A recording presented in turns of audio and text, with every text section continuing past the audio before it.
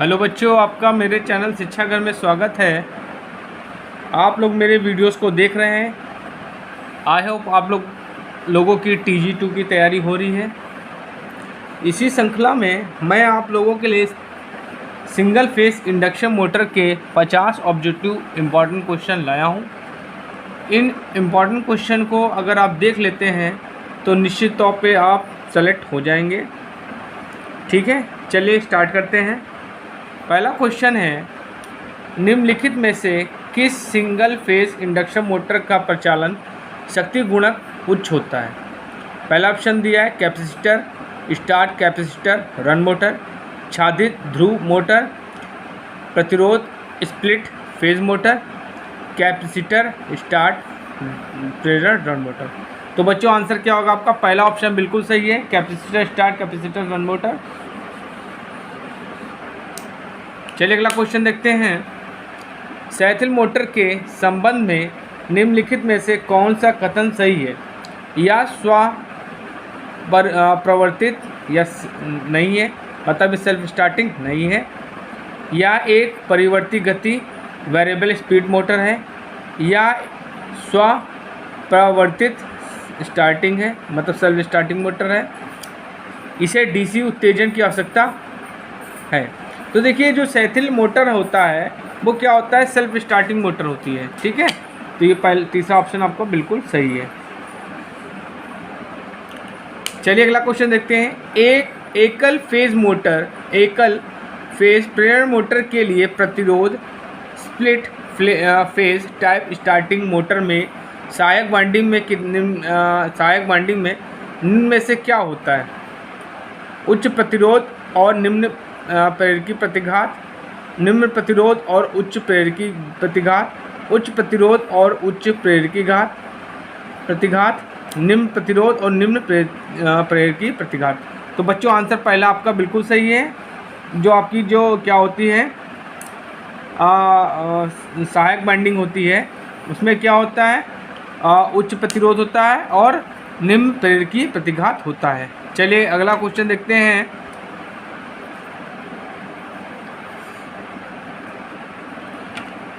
एकल फेज प्रेरण मोटर में यदि स्टेटर एक AC आपूर्ति से जुड़ा हुआ है तो निम्न में से कौन सा कथन सही है?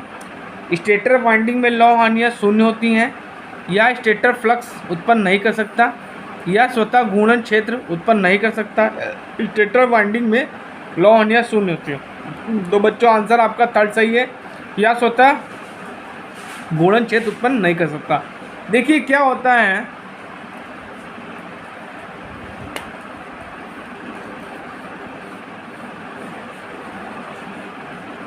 चलिए अगला क्वेश्चन देखते हैं। एक यूनिवर्सल मोटर में बल आघूर्ण निम्न में से किसके समानुपाती होता है? आर्मेचर धारा के स्क्वायर के 1/, आर्मेचर धारा स्क्वायर, आर्मेचर धारा 1/, आर्मेचर धारा। तो जो आपका जो टार्क होता है बच्चों, ठीक है, वो क्या होता है? यूनिवर्सल मोटर में आर्मेचर करंट के स्क्वायर के डायरेक्टली प्रोपोर्शनल होता है। चलिए अगला क्वेश्चन देखते हैं। एकल फेज सैथिल मोटर किस प्रकार की मोटर है? प्रतिष्ठम motor, air motor, stepper motor, तुल्यांकी मोटर। तो बच्चों ये क्या है? रिलेक्टेंस मोटर होती है। ठीक है, तो ये आंसर पहला आपका सही है, प्रतिष्ठम मोटर मतलब रिलेक्टेंस मोटर। चलिए अगला क्वेश्चन देखते हैं। एक एकल फेज प्रेरण मोटर में फेज स्प्लिट जुड़ा रहता है, प्राइमरी वाइंडिंग के साथ श्रृंखला में, स्टेटर वाइंडिंग के साथ समांतर में, रोटर वाइंडिंग के साथ श्रेणी में, रोटर वाइंडिंग के साथ समांतर में। तो बच्चों आंसर आपका पहला सही है, प्रारंभिक वाइंडिंग के साथ श्रृंखला में। बच्चों मेरे द्वारा बनाए गए वीडियोस को जरूर देखिए आप, क्योंकि ये जो वीडियोस मैं बना रहा हूँ आपके TG2 तैयारी के लिए बना रहा हूँ। हर एक टॉपिक से मैं लगभग 100 ऑब्जेक्टिव क्वेश्चंस करा रहा हूँ। अगर ये क्वेश्चंस आप पढ़ लेते हैं तो निश्चित तौर पे आप सफलता प्राप्त करेंगे। चलिए अगला क्वेश्चन देखते हैं। एक स्टेपर मोटर मूलतः एक डैश होती है, DC शंट मोटर, तुल्यांकी मोटर, DC सीरीज मोटर, प्रेरण मोटर। तो बच्चे क्या होती है? ये क्या होती है? सिंक्रोनस मोटर होती है, तुल्यकालिक मोटर होती है। चलिए अगला क्वेश्चन देखते हैं। छत के पंखे को फर्श से डैश ऊपर लटकाना चाहिए, 2.75 मीटर, 3 मीटर, 5 मीटर, 1.5 मीटर। तो आंसर क्या होगा बच्चा, इसको 2.75 मीटर पे लटकाना चाहिए। चलिए अगला क्वेश्चन है,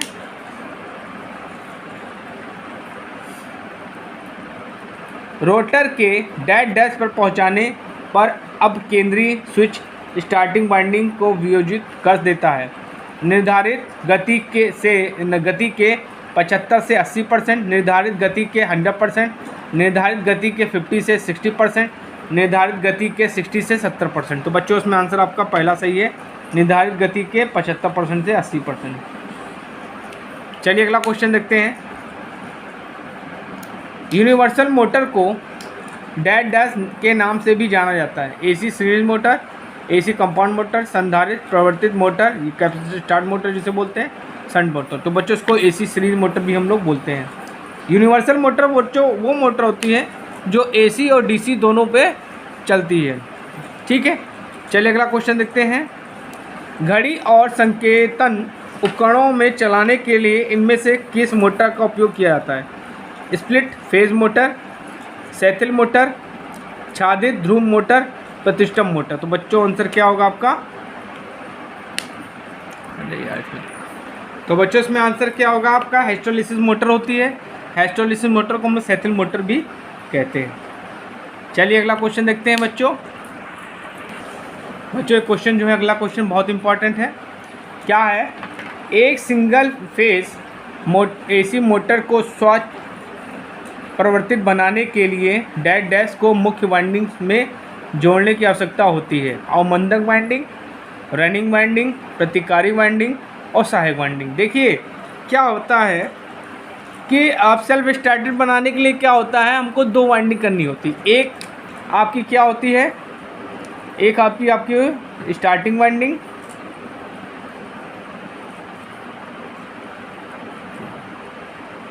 और एक होती है रनिंग वाइंडिंग।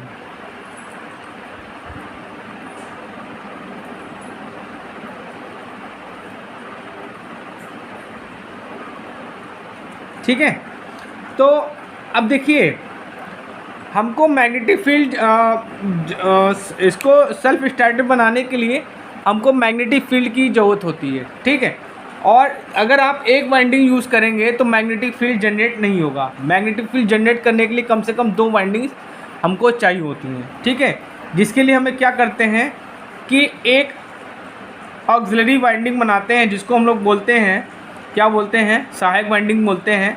तो हम लोग क्या करते हैं, एक सहायक वाइंडिंग को करना पड़ता है। ठीक है, चलिए अगला क्वेश्चन है, 3 फेज 4 पोल 50 हर्ट्ज इंडक्शन मोटर की सिंक्रोनस गति है 1500 आरपीएम, 3000 आरपीएम, 1440 आरपीएम, 2880 आरपीएम। देखिए क्या क्या दिया आपको, यहाँ पे आपको दिया है पोल, आपको दी है 4, फ्रीक्वेंसी दी है आपको 50 हर्ट्ज। आपसे क्या पूछ रहा है? सिंक्रोनस स्पीड मतलब एनएस पूछ रहा है। तो देखिए एनएस का फॉर्मूला होता है बच्चों, NS is equal to 120 F/P। ये फॉर्मूला बच्चों आपको याद रखना पड़ेगा क्योंकि इस तरह के क्वेश्चंस आते हैं।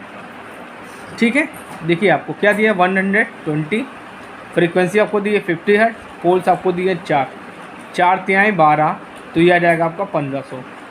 कितना आएगा? आरपीएम कितनी आई, सिंक्रोनस स्पीड कितनी आई? 1500। तो आपका आंसर क्या है? 1500 आरपीएम आपका बिल्कुल सही आंसर है। चलिए अगला क्वेश्चन देखते हैं, एक छत के पंखे में संधारित्र जुड़ा होता है, सप्लाई के श्रेणी में समांतर, सप्लाई के समांतर में, स्टार्टिंग वाइंडिंग के श्रेणी में, रनिंग वाइंडिंग के श्रेणी में। तो बच्चों आंसर क्या होगा? स्टार्टिंग वाइंडिंग के श्रेणी में। चलिए अगला क्वेश्चन देखते हैं, एक कैपेसिटर स्टार्ट, कैपेसिटर रन एक कला प्रेरण मोटर मूल रूप से है AC series motor, DC series motor, द्विकला प्रेरण मोटर, 3 कला प्रेरण मोटर। तो बच्चों इसमें आंसर क्या होगा? द्विकला प्रेरण मोटर। चलिए अगला क्वेश्चन देखते हैं, बहुत इंपॉर्टेंट है बच्चों। एकल कला मोटर्स व्यवसाय रूप से निर्मित होती है 1 HP, 1 हॉर्स पावर की, 2 हॉर्स पावर की, 5 हॉर्स पावर की और 10 हॉर्स पावर की। तो बच्चों आंसर क्या? 2 हॉर्स पावर की होती है। चलिए अगला क्वेश्चन देखते हैं, घरेलू सीलिंग पंखा डैश डैश का एक उदाहरण है, एकल फेज प्रेरण मोटर, 2 फेज प्रेरण मोटर, डीसी मोटर, ब्रश रहित डीसी मोटर। तो बच्चों आंसर क्या होगा आपका? एकल फेज प्रेरण मोटर। चलिए अगला क्वेश्चन देखते हैं। छत के पंखों की स्वीप का संबंध डैश डैश से है। पंखे के वेग, ब्लेड की लंबाई, 2 गुना ब्लेड की लंबाई, उसके घूर्णन से बने वृत्त के व्यास। तो बच्चों आंसर क्या होगा? उसके घूर्णन से बने वृत्त का व्यास। चलिए अगला क्वेश्चन देखते हैं। स्थायी संधारित मोटर का प्रयोग किसके लिए किया जाता है? छेद करने वाली मशीन, ड्रिल मशीन के लिए, छत वाले पंखे और मेज वाले पंखे के लिए, कपड़े धोने वाली मशीन के लिए, पीसने वाली मशीन ग्राइंडर के लिए। तो बच्चों आंसर क्या होगा? छत वाले पंखे और मेज वाले पंखे के लिए इसका प्रयोग हम लोग करते हैं। चलिए अगला क्वेश्चन देखते हैं। सार्वभौमिक, ये मतलब यूनिवर्सल मोटर की गति का नियंत्रण डैश डैश द्वारा प्राप्त किया जाता है। आरंभिक परिवेष्टन सहित अब केंद्रीय स्विच से संयोजित श्रृंखला, समांतर रूप से संयोजित संधारित, श्रृंखला में संयोजित संधारित। और बच्चों आंसर क्या दिया है? चौथा क्या दिया है? टेप किए गए क्षेत्रीय परिवेष्टनों द्वारा क्षेत्र सतत परिवर्तन, फ्लक्स के बढ़ाव और घटाव से। तो बच्चों आंसर यही आपका चौथा सही है। चलिए अगला क्वेश्चन देखते हैं। स्टेपर मोटर ज़्यादातर के लिए प्रयोग किया जाता है। प्रचालन की बहुत तेज गति, उच्च गति की आवश्यकताएं, प्रचालन की बहुत धीमी गति, कंट्रोल सिस्टम के अनुप्रयोग। तो बच्चों आंसर आपका चौथा सही है। जो स्टेपर मोटर होती है बच्चों, वो क्या होती है? स्टेप में कार्य करती है। ठीक है, इसका प्रयोग क्या करते हैं हम लोग? कंट्रोल सिस्टम में यूज़ करते हैं। इसका प्रयोग हम लोग कंट्रोल सिस्टम में यूज़ करते हैं। चलिए अगला क्वेश्चन देखते हैं। छादित ध्रुव मोटर में छादित कुंडली का उद्देश्य क्या है? घूर्णी चुंबकीय क्षेत्र को उत्पन्न करना, घर्षण हानियाँ घटाना, विषम दिग परिवर्तन कम करना, आर्मेचर प्रतिक्रिया घटाना। तो बच्चों आंसर क्या होगा? घूर्णी चुंबकीय क्षेत्र को उत्पन्न करना। चलिए अगला क्वेश्चन देखते हैं। स्थायी विभक्त एकल कला संधारित मोटर नहीं होता। अब केंद्रीय स्विच, प्रवर्तन winding, squirrel Pinjari motor, rotor और उच्च शक्ति गुणक। तो बच्चों आंसर क्या होगा? अब केंद्रीय स्विच। चलिए अगला क्वेश्चन देखते हैं बच्चों। एकल कला मोटर की एक विशेषता है कि यह स्वतः प्रवृत्ति होती है, स्वतः प्रवृत्ति नहीं होती, सिर्फ एक कुंडलन आवश्यक है, सिर्फ एक दिशा में घूर्णन नहीं कर सकते। तो बच्चों आंसर क्या होगा? स्वतः प्रवर्तनी नहीं होती। चलिए अगला क्वेश्चन, बहुत इंपॉर्टेंट क्वेश्चन है बच्चों, ये पूछा गया है। खिलौनों में निम्नलिखित में से कौन सा मोटर प्रयोग किया जाता है? Shaded pole motor, capacitor start motor, capacitor star, capacitor run motor, split phase motor. बच्चों आंसर क्या होगा? सैडल पोल मोटर का प्रयोग हम लोग खिलौनों में करते हैं। चलिए अगला क्वेश्चन देखते हैं। स्प्लिट फेज इंडक्शन मोटर के स्टेटर में 2 समांतर वाइंडिंग प्रदान की जाती है जो एक दूसरे से कितनी कोणीय दूरी पर स्थित होती है? स्पेस से 90 इलेक्ट्रिकल डिग्रीज, स्पेस में 60 डिग्री इलेक्ट्रिकल डिग्रीज, स्पेस में 180 इलेक्ट्रिकल डिग्रीज, स्पेस में 120 इलेक्ट्रिकल डिग्रीज। तो बच्चों क्या आंसर होगा? 90 डिग्रीज।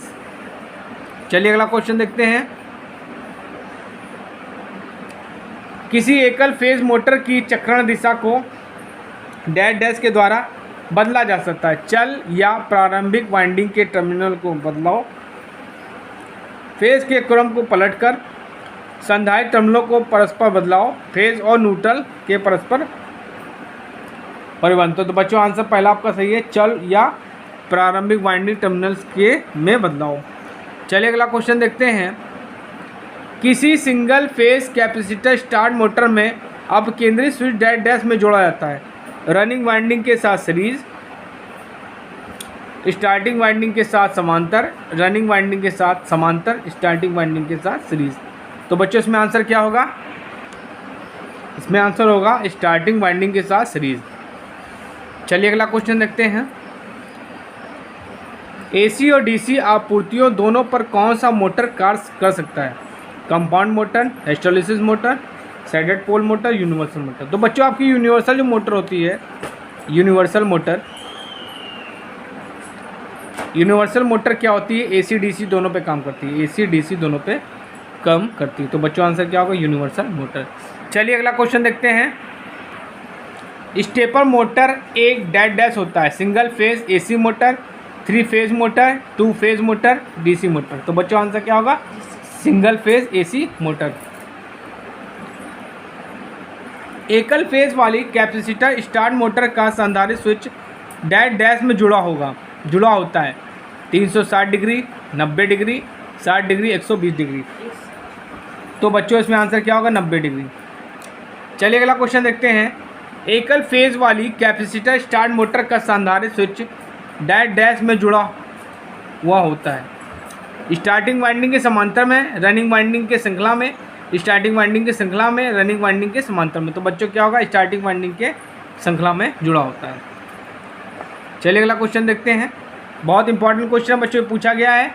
उद्योगों में सुरक्षा के उद्देश्य से single phase induction motor dash dash द्वारा संचालित होती है, सिंगल फेज डोल स्टार्टर से, पॉइंट स्टार्टर से, बिना स्टार्टर के, स्टार्ट डेटा स्टार्टर। तो बच्चों आंसर क्या होगा? डोल स्टार्टर से, डायरेक्ट ऑनलाइन स्टार्टर से हम लोग इसका प्रयोग करते हैं स्टार्ट करने में।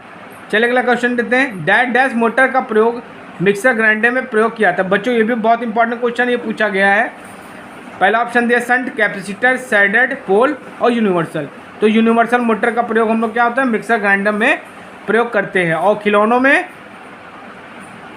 में सैडेड पोल मोटर का प्रयोग करते हैं, सैडेड पोल। और आपका मिक्सर में यूनिवर्सल।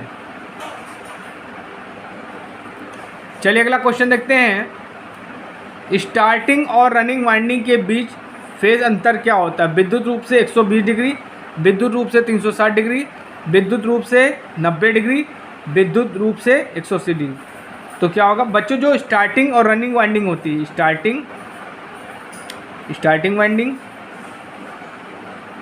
और रनिंग वाइंडिंग, ये एक दूसरे से 90 डिग्री डिफरेंस पे बनाई जाती हैं। ठीक है। चलिए अगला क्वेश्चन देखते हैं। एक प्रतिक्षेप स्टार्ट मोटर प्रेरण मोटर का एक डैश डैश होता है, DC motor, series motor, shunt motor, एकल सिंगल फेज एसी मोटर। तो बच्चों आंसर क्या होगा? एकल फेज एसी मोटर। चलिए अगला क्वेश्चन देते हैं। इनमें से किस मोटर का प्रयोग छत के पंखों में किया जाता है? सैडेड पोल, यूनिवर्सल, स्थायी कैपेसिटर, सीरीज। तो बच्चों क्या होगा? स्थायी कैपेसिटर। चलिए अगला क्वेश्चन देखते हैं। निम्नलिखित में से कौन एक यूनिवर्सल मोटर की विशेषता है? बहुत इंपॉर्टेंट क्वेश्चन है बच्चों। उच्च शुरुआती बलागुण और परिवर्तनीय गति, उच्च शुरुआती बलागुण और स्थिर गति, कम शुरुआती बलागुण और स्थिर गति, कम शुरुआती बलागुण और परिवर्तनीय गति। तो पहला ऑप्शन बिल्कुल सही है। चलिए अगला क्वेश्चन देखते हैं। दिए गए विकल्पों में कौन सार्वत्रिक मोटर हेतु गति नियंत्रण विधि नहीं है? अब केंद्रीय तंत्र, प्रतिरोध विधि, वोल्टा नियंत्रण तंत्र, अब केंद्रीय बल तंत्र। तो बच्चों आंसर क्या होगा? वोल्टा नियंत्रण तंत्र। चलिए अगला क्वेश्चन देखते हैं। विभक्त फेज मोटर में चालक कुंडली में डैश डैश होती है, उच्च आर और निम्न एल, उच्च एल और निम्न आर, निम्न आर और निम्न एल, उच्च आर और उच्च एल। देखिए यहाँ पे आर का मतलब बच्चों क्या? रेजिस्टेंस से कह रहा है, आर फॉर रेजिस्टेंस, और जो एल है ये आपका क्या है? इंडक्टेंस है, ये आपका इंडक्टेंस है। तो बच्चों इसमें आंसर क्या होगा? ये आपका बिल्कुल सही है, उच्च एल और निम्न आर, मतलब उच्च इंडक्टेंस और लो रेजिस्टेंस। चलिए अगला क्वेश्चन देखते हैं। निम्न में से सार्वत्रिक मोटर का एक अनुप्रयोग नहीं है? सुहावा, बर्मा, मिक्सर, सिलाई मशीन, वाटर पंप। तो बच्चों इसका प्रयोग हम लोग यूनिवर्सल मोटर का प्रयोग कहाँ नहीं करते हैं? वाटर पंप में इसका प्रयोग नहीं करते हैं। चलिए अगला क्वेश्चन देखते हैं। एक सार्वत्रिक मोटर की गति ऑब्लिक भार विशेषताएं डैश डैश मोटर की तरह ही परिवर्तित होती है। डिस्ट धारा शंट, डिस्ट धारा श्रेणी, पृथक उत्तेजित संयुक्त। तो बच्चों आंसर क्या होगा? डिस्ट धारा श्रेणी। चलिए अगला क्वेश्चन देखते हैं। सार्वत्रिक मोटर शून्य भार पर डैश डैश पर चलती है? उच्च गति, निम्न गति, परिवर्ती गति, स्थिर गति। तो बच्चों आंसर क्या होगा? उच्च गति। चलिए अगला क्वेश्चन देखते हैं। डैश डैश मोटर का शक्ति गुणक अपेक्षाकृत अधिक होता है? संधारित्र चलित, संधारित्र परिवर्तित, प्रतिरोध विभक्त कल, छादित पोल। तो बच्चों आंसर क्या होगा? संधारित्र चलित। चलिए अगला क्वेश्चन देखते हैं। विभक्त कला मोटर में आरंभिक कुंडली में डैश डैश होता है? उच्च एल और निम्न आर, उच्च आर और उच्च एल, निम्न आर और निम्न एल, उच्च आर और निम्न एल। तो बच्चों आंसर क्या होगा? उच्च आर और निम्न एल। चलिए अगला क्वेश्चन देखते हैं। इलेक्ट्रिक मिक्सर में आमतौर पर निम्नलिखित में से क्या प्रयोग किया जाता है? Repulsion motor, reluctance motor, universal motor, hysteresis motor. तो बच्चों आंसर क्या होगा? Universal motor. ठीक है। और खिलौनों में अगर पूछा जाए तो आपको सैडल पोल बताएंगे। ठीक है। निम्नलिखित में से कौन सा गैर परिवर्ती मोटर है? सार्वत्रिक मोटर, संधारित्र स्टार चल मोटर, प्रतिकर्षण प्रेरण मोटर, डबल संधारित्र मोटर। बच्चा आंसर का प्रतिकर्षण प्रेरण मोटर। चलिए अगला क्वेश्चन देखते हैं। संकेतन और काल मापन यंत्र के लिए डैश डैश मोटर उपयोगी है? बहुत इंपॉर्टेंट क्वेश्चन बच्चों, इसको ध्यान से देखिएगा। प्रतिष्ठम मोटर जिसको बोलते हैं रिलेक्टेंस मोटर,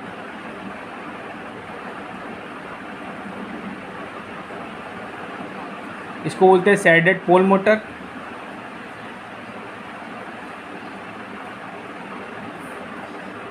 ठीक है, दो मान संधारित्र और सेथिल हिस्टैरिसीस। तो बच्चों इसका आंसर क्या होगा आपका? Reluctance motor. Shaded pole motor का प्रयोग हम लोग कहाँ करते हैं? खिलौनों में करते हैं। और जो आपकी यूनिवर्सल मोटर होती है, यूनिवर्सल मोटर उसको मिक्सर में यूज़ करते हैं। किसमें? मिक्सर में। चलिए लास्ट क्वेश्चन देखते हैं बच्चों मेरे वीडियोस को आप देखिए, लाइक करिए, शेयर करिए और मेरे चैनल को सब्सक्राइब जरूर करिए। मैं आप लोगों की TG2 की तैयारी करा रहा हूँ।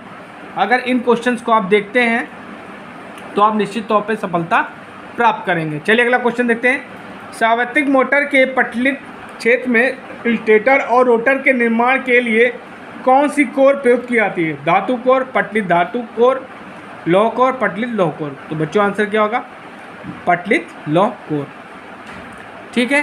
तो बच्चों आज मैंने आपको सिंगल फेस इंडक्शन मोटर के 50 ऑब्जेक्टिव इंपॉर्टेंट क्वेश्चन बताए हैं, जो कि आपके यूपी PCL हो गया, यूपी आर्विनल हो गया और SSC DMRC इन सब में क्वेश्चंस आए हुए हैं। इन क्वेश्चंस को आप देखिए, समझिए और पढ़िए और प्लीज़ मेरे चैनल को लाइक शेयर एंड सब्सक्राइब जो करिए, जिससे मैं आप लोगों के लिए ऐसे वीडियोस बनाता रहूं और जिससे आपके सब्सक्रिप्शन से और शेयर से हमें ताकत मिलेगी। ठीक है। Thank you.